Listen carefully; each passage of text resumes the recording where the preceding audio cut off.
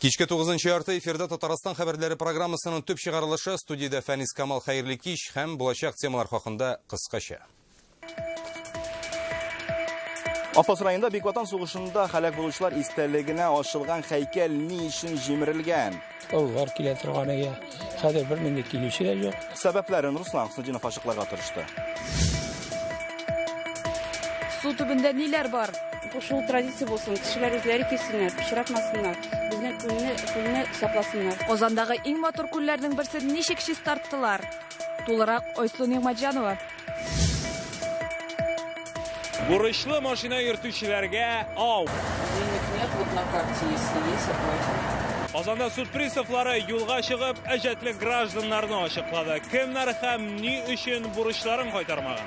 Айза Шаймардан.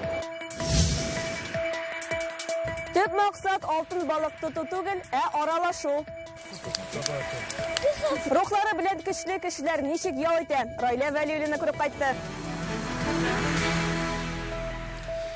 Яңасын төзибез дип алып ташлыйлар. Хәзер инде искесе дә, яңасы да юк. Апас районы 60 авылында яшәүчеләр Бөек Ватан сугышында һәлак булган солдатлар истәлегенә салынган һәйкәлнең юкка чыгуына борчыла.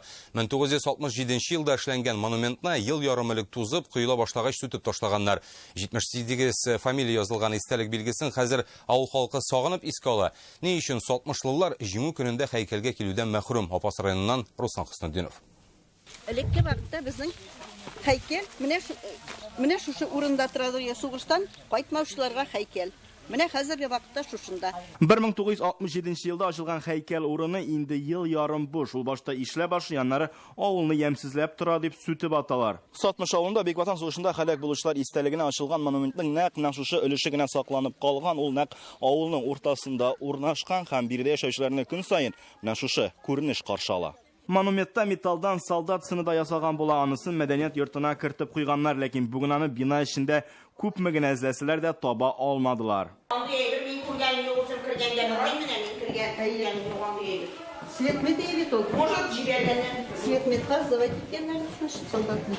Сатмыш халкы үз авылларында әтиләрен, бабаларын искә алу урыны булмаганга борчыла. Элек җиңү бәйрәмнәрен шуның янында зурлап билгеләп үткәннәр. Бик борчылган менә шуңа килде, анда белмәде халык. Күбесе белеп алмады. Бездә бәйрәм юк, менә шул үзенә әйткәләвенә бер-берсенә әйтеп кире белгерделәр. Алар борчыла барса, аны переживать итәләр.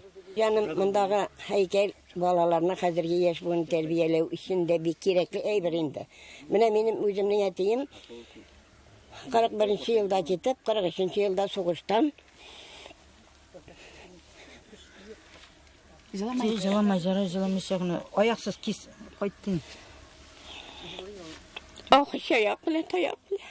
20 февральдә киләләр, 9 майында инде обязательно малайлар шәһәр сүләп, полный концертлар куеп, полный программа белән хәзерләнәләр янда. Олар килә торганга хәзер бер минут килүчеләр юк. Башка авылларга баралар нигә? Балаларны. Авыл советында әлеге проблеманы беләләр әлбәттә, хаталарын төзәтергә шандырдылар. Күп кеше инде риза булышырга да ярдәм итәргә кешеләр дә күп. Мин аны үзем дә ярдәм итәм шундый эшкә. Но самовложение обязательно быел кертәбез. Простой халыкларда бирәбез, берешер меңнән җыябыз дип, спонсор кибетчеләрдә булышабыз диделәр. Вәгъдә иман диләр, 60лыларга киләсе елны көтәргә кала. Апас районыннан Руслан Хөснетдинов, Марат Сәетгәрәев, Яңа Гасыр каналы. 24 солдат сөяге, 10 медальон һәм 5 аш су савыты. Ленинград өлкәсеннән Татарстан эстабарлары шундый табыш белән кайтты. Экспедициядә 60 кеше катнашкан. Бу Казан район мәктәпләре укучылары һәм укытучылары. Бүген аларны поезддан Альбина Асылгәрәева каршы алды. Поезддан арып, ләкин бик күтәренке кәеф белән төшәләр. Канәгатьлек хисе белән 60 егет һәм кыз Казан һәм районнар мәктәпләре укучылары. Песок, а за ним был такая крышечка. Мин комлыкта озак актаранным һәм компас таптым. Иң башта шалмадым да, чөнки бу минем беренче табышы. Аларның шиякләрен иң беренче таптым. Анасын кошыкны таптым. Тиен таба алдым. Кабурат, пистолет, знак. Без менә бу кабураны таптык. Димәк, ул офицер булган. Мондый экспедициялар вакытында без тарихында өйрәнәбез. Татарстанның кар десанты эстабарлары инде 22 ел Ленинград өлкәсендә эзләнү эшләре алып бара. Нәкъ менә Совет гаскәрләре Ленинград камалышын өзәргә тырышкан урыннарда. По нашим данным, уже опознано. Ленинград өлкәсендә татарлар бик күп көрәшкән, безгә немецларның татар телендә шул тирәгә самолеттан листовкалар ыргытканлыгы да билгеле. Хәзерге вакытта 45 татарның исеме ачыкланды һәм мәрхүмнәрнең калдыклары туганнарына кайтарылды. Бу юлы 24 солдат гәүдәсенең калдыклары 10 медальон табылган. Шуларның 5-сенең эчендә солдатның исем һәм фамилиясе язылган кагаз кисәге дә сакланып калган. Димәк, солдатның кем икәнлеген ачыклау тагын да тизләшә. Ләкин бу әле эшнең яртысы гына. Иң мөһиме, туганнарын табып, батырларның җасадларын өйләренә, туган якларына кайтару. Альбина Сылгареева, Андрей Сентальцев, Яңа гасыр каналы. Казан Арксинтез заводы төзелгәнгә 55 ел дәүләт архивында предприятиянең тарихын чагылдырган 1958 елдан алып 2002 елга кадәр тупланган yetkәрләр саклана. Биредәге хезмәткәрләр аны ике өлешкә бүлә. Беренчесе завод төзелешенә караган чыганаклар булса, икенче өлеше финанс-икътисади эшчәнлеген чагылдыра. Иң кадерле документларның берсе Казанда химия заводы төзелешенә рөхсәт бирүче карар завод эшчәнлеге турында газета битләрендә дә еш язалар. Татарстанда 90% комбайн урып җыюга әзер, игенчеләр тиздән эшкә керешәчәк. Урак компаниясе турында Татарстан авыл хуҗалыгы министрының беренче урынбасары сөйләде. Кырларга быел 3400 комбайн чыгачак. Республикада 1 480 000 гектарда бертөкле һәм кузаклы культуралар җыеп аласы бар. Авыл хуҗалыгы министрлыгы район башлыклары һәм хуҗалык җитәкчеләренә бер комбайнга 2 механизатор билгеләргә 2 сменалы эш оештырырга тәкъдим итте. Президент комбайннарның техник нәтиҗәлелеген арттыру бурычын да куя. Надо иметь подменные экипажи. Можно работать там 16 часов только неделю 10 дней. Но не может человек 1,5 месяца работать там по 16 часов. Ну, это невозможно. Поэтому надо повышать эффективность работы комбайнов. Прежде всего, техническую готовность, ну и персонал. Сулыкларда бату бүлүчеләр өчен район башлыклары җавап бирәчәк. Бүген республика киңәшмәсендә президент иминлек мәсьәләсендә җитди контрольгә алырга кушты. Коену сезоны башланганнан бирле Татарстан елга күлләрендә 52 кеше бату бүлгән. Бер очрак бүген төнлә була. Президент сүзләренчә, киләсе елга коену сезоны турында быел уйлый башларга кирәк, кисәтү чараларын уздырырга, күзәтүне арттырырга, җәмәгать майданнарын төзекләндерү программасы аша иминлек мәсьәләсенә җитди игътибар бирелү сорала. Эти люди не больные, эти люди все должны были жить. Поэтому вот мы еженедельно будем подводить итоги, какие изменения, где у нас работа будет слабо организована. Конечно же, мы будем спрашивать, уважаемые руководители наших районов и городов. Суда куркыныч очракларына булдырмаш өчен бүген бер төркем яшьләр республика күлләренә юл алды. Казанның Сухая река бистәсе янында урнашкан күлне дә чүп-чардан арындыралар. Быел мондый өмә инде 3нче тапкыр үткәрелә. 50дән артык волонтер яр буен 5 аквалангчы су төбен җыештырды. Күл төбендә ниләр булганын Айсылу Нигъмәтҗанова да күрде. Райла Мутыйгуллина Казанның төньяк бистәсендә яши. Әлеге күлдән ерак түгел, үзе дә монда ял итәргә ярата. Ләкин күл буенда чүп-чар ташлап калдырулары аны борчуга сала. Шуңа күрә яр буен чистартуларын сорап Рус география җәмгыятенә мөрәҗәгать иткән. Теге елны килделәр, беренче мәртәбә чистарттылар. Аллага шөкер. Инде бу елны үзләре килделәр, икенче ел. Менә традиция булыр дип инде өметләнеп йөрибез. Бөтен поселок Северный кешен яраталар ул күлне. Бу шул традиция булсын, кешеләр үзләре килсеннәр, пычратмасыннар, безнең күлне сакласыннар, шундый безнең өмет. 77 яшен ваклауга карамастан Александр Ширяев өмөдән читтә кала алмаган. Мондый чарада беренче тапкыр гына катнашуы, тиешенчә киенеп, кулына капчык тотып, эшкә тотынган. Вот это мероприятие не первый раз. Мин сугышчы баласы. Безне ачлыктан табигать кенә коткарып калды. Шуңа күрә аңа карата сак булырга кирәк. Мин башка вакытта да мондый өмәләрдә катнашачакмын. Безнең шәһәр советының пенсионерларын да чакырсыннар иде. Активистлар яр буен чистартканда аквалангчылар күл төбенә чума. 5 кешедән торган команда өчен Лесное күле беренчесе генә түгел. Башка сулыклардан аермалы буларак күл чагыштырмача чиста да, сойда диләр. Глубина 1,5 метра. Күлнең тирәнлеге 1,5 метр, 2 метр гына. Биредә бату куркынычы юк диярлек. Ял итәр өчен күл бик уңайлы, иң мөһиме сәламәтлек өчен дә зыянлы булмасын. Ел дәвамында тагын 5 күл территориясын җыештырырга ышандыралар. Озеро мы выбрали на основании... Халык мөрәҗәгатьләренә таянып, әлеге күлне контрольгә алдык. Кешеләр монда ял итәргә ярата, ләкин барысы да үзләреннән соң шүп шарын җыештырмый. Табигать чисталыкны таләп итә. Быел әле беренче тапкыр Әлмәт, Нурлат һәм Түбән Кама сулыкларында чистартачакбыз. 2017 ел дәвамында гына да яр буйларыннан һәм сулыклардан 500 мең тоннага якын шүп чыгарыла. Пластик шешәләр, тәмәке төпчекләре генә түгел, хәтта машина тәгәрмәчләре дә табыла. Җыелган шүпкә карап Татарстан халкының ничек ял иткәнен күреп була. Айсу Нигъмәтҗанова, Ринат Сафин, Яңа Гасыр каналы. Агуланабыз хәбәрләр редакциясенә Тукай районының Комсомолец бистәсендә яшәүчеләр мөрәҗәгать итә. Авылны төрле яктан дуңгыз комплекслары чолгап алган, якында гына кош фермасы тиресен өяләр диyorlar. Хәзер бу мәсьәләне прокуратура һәм Роспотребнадзор тикшерә башлаган. Ни өчен авыл халкы сасы истә көн күрәсен Тукай районыннан безнең репортаж.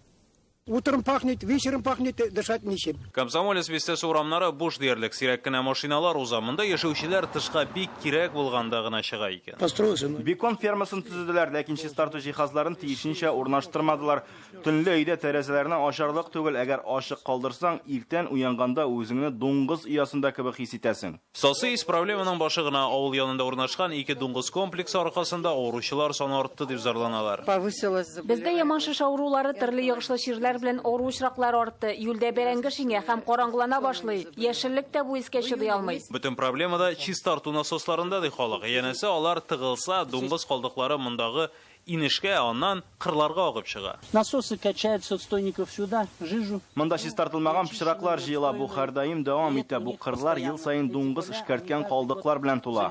Без бүген предприятие белән элемтәгә кирдек, тик монда җитәкчелекне урында тотып булмады. Можно соединить нас с генеральным директором? Его на месте нет, он на выезде.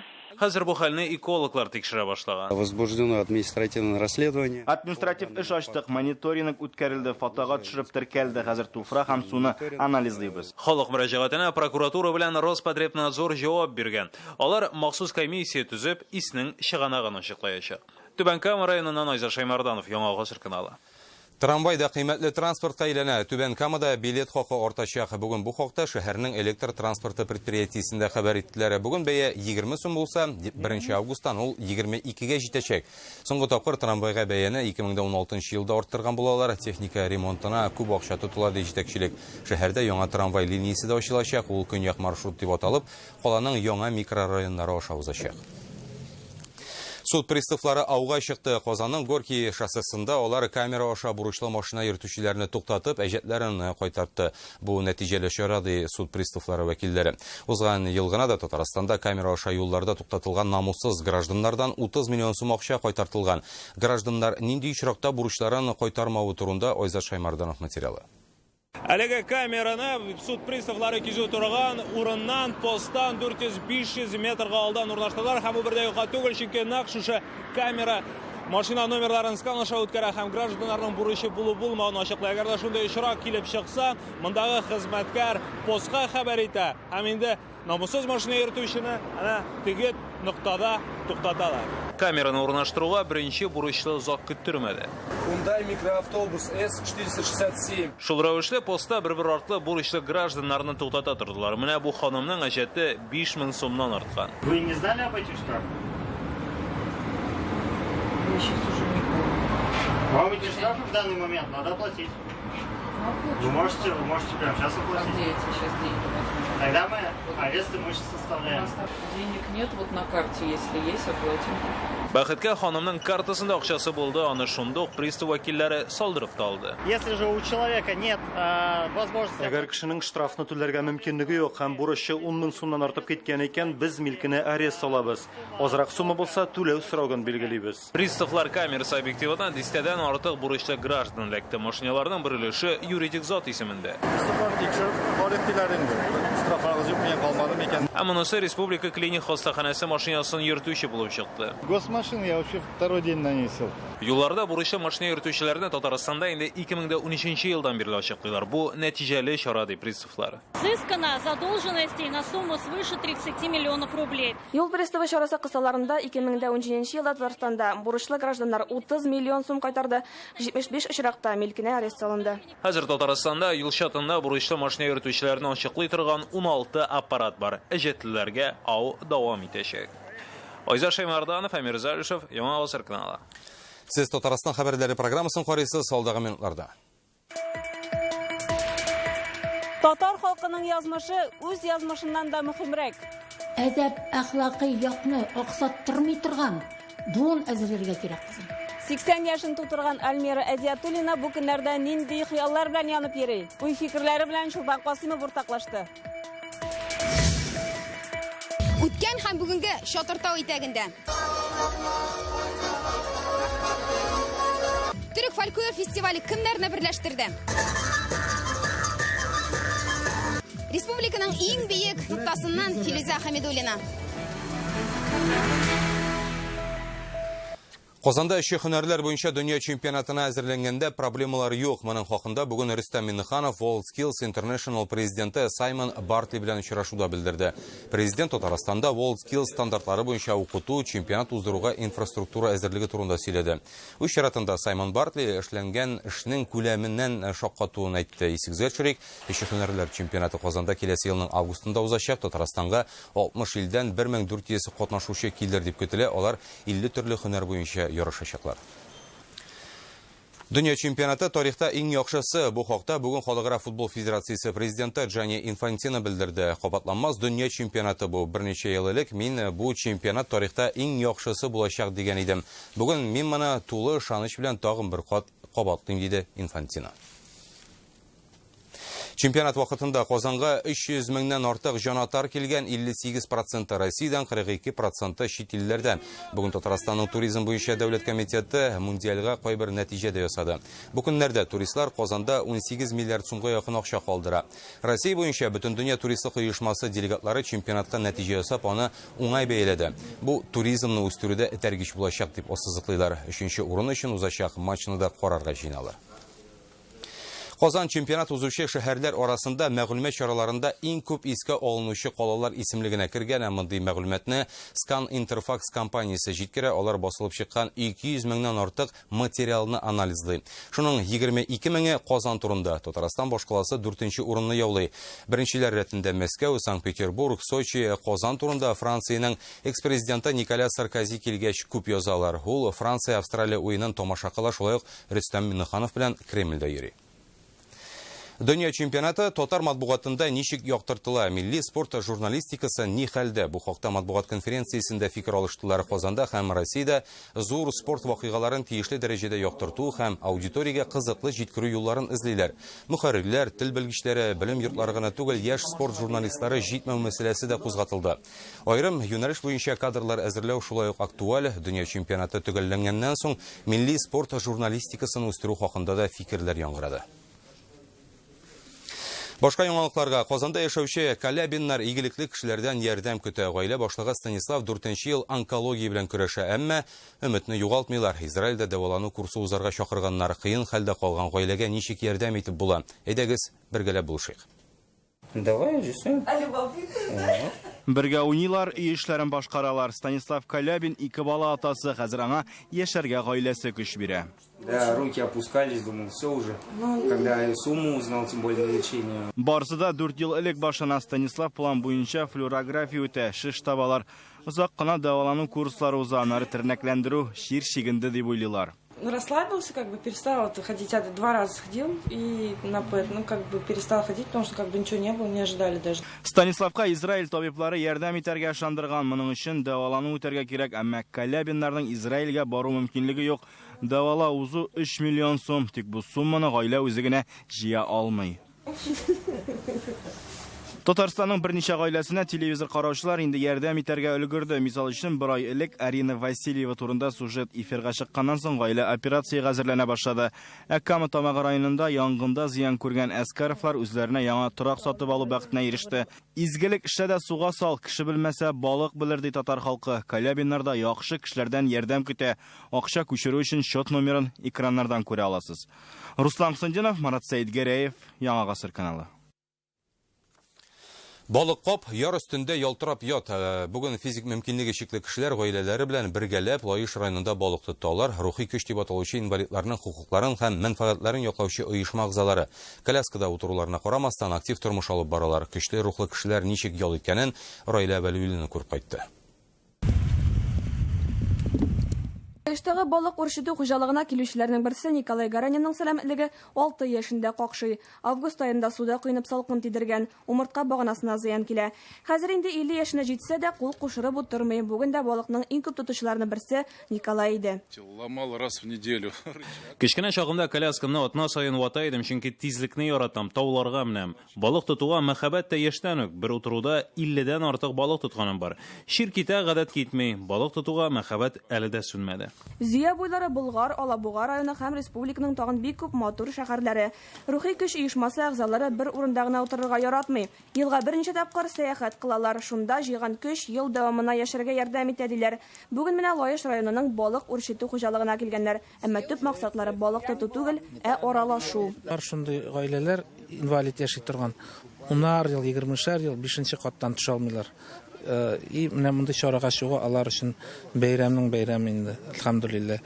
Су буена килгән балык тотып карамыйча китү гөнаһ булыр. Бу эштә әлбәттә әлләни тәҗрибәм юк, әмма яшь балыкчыларга уңыш елмая диләр. Бәхет безгә генә түгел, ял итәргә килгән Николай Кашинга да елмайган. Кармакны үз гомерендә нибары 2 тапкырына тоткан балыкчыга бүген бер утыруда 2 кәрәкә эләкте. Я сразу выдернул 2 рыбки. Тормышымдагы иң кызыклы балык тоту бүген булды. Рәттән 2-не үк тоттым. Калганнар көнләшеп тә куйдылар хәтта. Көчле рухлылар балык тотуны гына түгел, спортны да үз итә. Чемпионат вакытында барысы бер булып яраткан командалар өчен җынатканнар. Наил Галиев мәсәлән, авылда яшәвенә карамастан Казанда узган 6 уенга да килгән. Менә австралийский, минем бер дустым, миңа австралийский шапка подарил беренче көнне, когда Австралия Францию уйнады. Миңа презент, миңа значок подарил Ленин бабайныкы, такой пионерский. Апинярис презент була. Киләчәккә зур өметләр белән яши рухи көч. Лаеш районындагы 4 гектар җирләрендә урнашкан иске йортны тергезеп, физик мөмкинлекләре шикле кешеләр өчен тернәкләндерү үзәге ачарга телиләр. Проектлары инде әзер. Раилә Вәлиуллина, Игорь Романов, Яңа гасыр каналы. Тырыш, үҗәт, курыкмас шул ук вакытта бер катлы эшчән сүз Әлмира Әдиятуллина хакында гомер буе татар милләтенең киләчәге өчен янып яши. Мөселман хатын-кызларына яулык бөркәнеп, паспортка, фотога төшү хукукын яуларга булыша. Кол Шәриф мәчете каршындагы сыраханәне яптырта. Бу көннәрдә 80 яшын тутырса да һаман хәрәкәттә. Нинди хыяллар белән янып йөрү турында Чулпан Касыймова. Ассаламу алейкум, рахматуллаһи Бер дә тынга белми торган йөрәк. Бүген дә ул һәр көндәгечә яраткан эшенә килә. Ярдәм фонды матбугат үзәгендә эшли. Әле дә мәкаләләр яза, яшьләргә үз киңәшләрен бирә. Ан тәҗрибәсе дә зур. Без бит инде белән бергә эшлибез. Узының киңәшләрен бирә, кайгырта инде име. Әлмира апага һәр башлаган эшен ахырына кадәр җиткерү хас. Ул каләм кеше белән дә, акыл кеше белән дә көрәшә. Һәр башкарган гамәлемнән канәгатьмен ди. Бүген чираттагысына җиңсез ганып тотынган. Сөембикә мәчете өчен җир эзлибез. Җир эзлим. Миңа түгел, минем фикердәшләр бөтенсе җир эзлиләр, Казанның үзәгендә булырга тиеш улар бирсә. Шушы көннәрдә тагын бер китап бастыруга әзерләнгән, ул җитәкчелеккә язылган хатлардан торачак. Хәзер менә афганнар турында да китабымны эшли башладым. Менә аны тәртипкә китерәсе генә бар. Шулай итеп, кызым, үкенечкә калган берәй дә юк. Аллага шөкер, эш. Алга максатлар куйганда гына яшәү мәгънәле була ди ул. Милләтебезне җитәкли торган, республикабызны җитәкли торган, шушы әдәп, әхлакый якны аксаттырмый торган буын әзерләргә кирәк, кызым. Менә бу минем төп максатым бүгенге көннәрдә. Шушы дәвр эчендә күпме эшләр эшләнгән. Әлмира Әдиятуллина бүген үз архивларын барлый. Архивларны җыештырып, архивка бергә кирәк инде дип җыештырып куйдым. Менә шушлай төпләмәләрне Мөслимә газетасының. Мин исән чактаны өйрәнмәсләр дә. Мин киткәч, бу 90-нчы елларда чынлап та бу кирәк булган икән дип өйрәнәчәкләр. Күп кырлы шәхес, бәхетен эштән тапкан хатын. 80 яшь тулган көннәрдә дә аны дөньяның төрле почмакларыннан кытлыйлар. Үзенең әле җәмгыятькә кирәк икәненә сөенә. Һәр көн намаз укыган вакытта дөньялар тыныч булсын дип дуга кыла. Чулпан Касыймова, Рамзил Гарипов, Яңа гасыр каналы. Шәйсез татар түгел. Бүген Казанда шәй фестивале үткәрелде. Ул Болгар радиосы белән берлектә оештырыла. Кунаклар шәйнең төрле сортлары белән танышты. Фестивальдә шәй табыны әзерләү, самоварлар күргәзмәсе, башка халыкларның гореф-гадәтләре белән танышу, шәй ичкән арада татар эстрадасы йолдызлары чыгышында карадылар. Тамашачылар төрле конкурсларда катнаша, балалар өчен махсус күңел ачу программасы да әзерләнгән. Ярминкәдә исә татар халкының милли аш-суларын авыз итәргә мөмкин иде. Бу миңа калса бик символик мәгънәгә дә яшенки татар кешесен шәйдән башка күз алдына да китереп булмый һәм инде бирегә килгән кунакларыбыз Болгар радиосында еш ишеткән җырларны, популяр җырларны күреп, шәй ичеп хәлләнеп ял итеп ала. Бу бер аралашу максатыннан оештырылган бәйрәм. Татарстан халкы җиләк җыярга урман кырларга юл тотса, азнакайлар Чатыртау итәгенә юнәлде. Җиләген дә җыялар, үләнгә сузылып ятып бәйрәм дә карыйлар. Монда бүген Чатыртау җыен фестивале ачылды. Татарстанның иң биек ноктасында 40тан артык ансамбль төрки халыкларының гореф-гадәт, җыр-биюләрен тәкъдим итә. Быел фестиваль 8нче тапкыр уздырыла. Филүзә Хәмидуллина аның үзенчәлекләрен күреп, уеннарда да катнашып кайтты. Чатыртау җыены үзенең күләме белән шаккатыра. Бирегә кайсы гына төбәкләрдән килмәгәннәр. Иске Болгар, татар, рус, чуаш. Бары тик биредә генә төрле милләт коллективларын күреп була. Килеп бас яныма, дәрт кермәсме җаныма, биедә бер әйләнеп бәйрәм хакына. Умырзая ансамбле Чатыртау итәгенә 3нче тапкыр килә. Аларны бирегә бәйрәмнең үзгә мөхите тарта. 3нче ел килгәндә менә мондый зур күләмдә оештырылган ярмарка дип әйтик инде, ничек или бәйрәм тантанасы булай түгел. Азнакайлар инде 8нче ел бу аланга җыелып төрки халыкларны, аларның иҗат коллективларын бер мәйданга туплый. Чатыртау итәгендә үткәрәбез. Бу инде безнең чынлапта иң изге урыннарның берсе, республиканың иң биек ноктасы. Пермь, Самара, Оренбург районда гына оештырыла башлаган чара хәзер Россия күләме дәрәҗәсенә әйләнде. Быел биредә 40тан артык коллектив. 600 чакрым араны узып, Башкортстанның иң олы авылы Сәйд Бабадан ук килгәннәр. Әле без монда беренче ел гына килдек. Бик охшай. Монда бик күп коллективтар катнаша икән. Алла бирһә, бик йылы каршы алдылар. Яшен йөзгә китсә дә 300 метрдан артык биеклеккә күтәрелеп, мондый җыенда катнашу авыр түгел ди Туймазы гармончысы. Бүген ул бәйрәмнең иң олы кунагы иде. Азнакай районы Татарияда да, Башкирияда да, моннан да дәрәҗәле, моннан да шундый фольклорны оештыра торган шәһәр юк. Кул осталарыннан күргәзмә, үзешчән артистлардан концерт. Шулай да катнашучыларны иң җәлеп иткәне Чатыртау риваятләре. Фестивальдә районның бөтен тарихын чагылдырганнар. Риваятләр буенча нәкъ менә Чатыртау Емельян Пугачев гаскәрләренең көч туплау урыны була.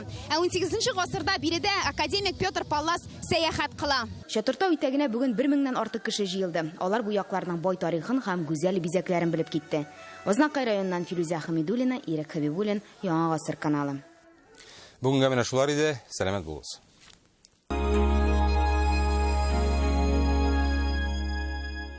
Хватит мечтать! В автоцентре Марка пора покупать! Только до конца июля японский Datsun Ondo всего за 359 тысяч рублей. 4 пятерки, 3 семерки. Время жарких предложений в Азинавто. Только в июле автомобили «Лада» с выгодой до 155 тысяч рублей. Успейте совершить выгодную покупку на особых условиях. Азинавто, Минская 1, телефон 512 12 12. Ждешь скидок? Спеши в автоцентр Марка Nissan на Чуйкова. Там Nissan Альмера от 545 тысяч рублей. Звони 4 пятерки, 3 единицы.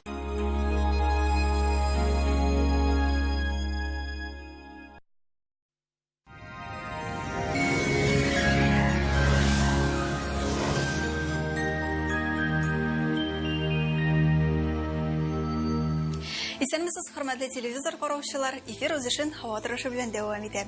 Республикабызда һава шартлары турында тулырак кыска гына мәгълүматтан соң. Һава торышы чыгарылышының иганәчесе җыелмалы җиһаз ясаучы Данил Мастер. Сезнең үлчәмнәр буенча ясалган арзан бәягә сыйфатлы аш бүлмәсе телисезме? Данил Мастер сезнең теләкләрегезне чынга ашырыр. Бары тик июль аенда 20% ташлама белән. Данил Мастер Казан шәһәре Восстание урама 23-нче йорт. Телефон 2 167 166. Яндекс погода мәгълүматы буенча көньяк чыгышта көннең 2нче яртысында яңгыр явуы ихтимал. Җылы атмосфера тәэсирендә республикабызда температура шактый күтәрелә, нормадан артмый, төньяк чыгышта 25 градус җыла. Татарстанның төньягы Әгерҗе, Минзәлә, Менделеевскида көндезге сәгатьләрдә температура 27 градусны тәшкил итә. Җил төньяктан уртача тизлектә исә. Ял көннәрендә көндезге сәгатьләрдә яңгыр явачак, иртән урыны белән томан көтелә. Төньяк көнбатыш Орча, Кукмара, Балтачта урыны белән яңгыр һәм яшен булачак. Көньяк көнбатыш Болгар, Буа, Чүпрәлдә явым-төшем ихтималы аз, температура 25 градус. Татарстанның үзәк районнары Чистай, Нырлат, Аксубайда алмашынучан булыплы һава. Көн шулай ук яңгырлы булачак. Кояштан яқты нәрсә юк, кара булыт капламаса ди халык әйтемнәре. Шушы кара булытлар бары тик табигатьтә генә очрасын иде. Шулай ук сезнең игътибарыгызга тагын бер файдалы мәгълүмат.